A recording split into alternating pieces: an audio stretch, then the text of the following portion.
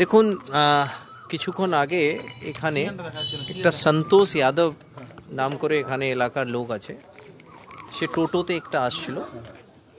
তখন পেছন থেকে দো বাইকে ছজন যে আছে ওই টোটোকে আটকায় আর ওকে বের করে এখানে একটা বাড়ির সামনে ওকে কিলঘুষি মারতে আরম্ভ করে। তারপরে এখানে কিছু যে ইট আছে, ব্রিক্স, ওকে দিয়ে ওকে মেরেছে। আমরা সিসিটিভি ফুটেজেস পেয়েছি, আমরা কিছু অপরাধীকে অলরেডি চিহ্নিত করেছি আর আমরা শীঘ্রই এই ঘটনা যে আছে যার মধ্যে যারা যুক্ত আছে তাদেরকে অ্যারেস্ট করব।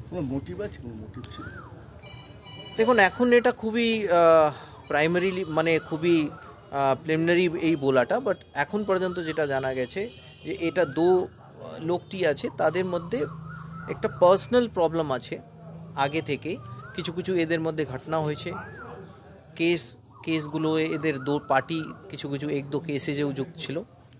তো এখন পর্যন্ত এটা জানা গেছে। ইমিডিয়েট মোটিভ কী ছিল সেটা আমরা একটু তদন্ত এগোলে আমরা জানব। ব্যক্তিগত সত্যতা মানে ব্যক্তিগত সত্যতা না, গুলি চলেনি। আমরা ভিডিও ফুটেজও দেখেছি, তাছাড়া আমরা এখানে স্থানীয় ওনার সঙ্গে কথা বললাম, এখানে কোনো গুলি চলেনি।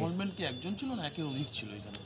না, আমি বললাম তো, ছজন দো বাইকে ছজন যে আছে তারা এই কাণ্ডটাকে ঘটিয়েছে আর টোটো থেকে ওই লোকটাকে নামিয়ে ওকে ইট দিয়ে এখানে মেরেছে। কদিন আগেও এদের সাথে ঝামেলা হয়েছিল, মানে রাজেশদের সাথে ভার্সাস। হ্যাঁ, আমি এটা শুনেছি। এখন আমি অথরিটেটিভলি আপনাকে বলতে পারবো না, এই আমরা যাচাই করবো কি ইমিডিয়েটলি কী ঘটনা এদের মধ্যে হয়েছিল। বাট ইয়াস, এই যে দুটা গ্রুপ যে আছে তাদের মধ্যে ব্যক্তিগত শত্রুতা আগে থেকেই আছে, সেটা আমরা জানতে পারি। পলিটিক্যাল কিছু আছে না, এখন পর্যন্ত তো আমরা কোনো এখানে পলিটিক্সে কিছু ইনভলভমেন্ট পাইনি।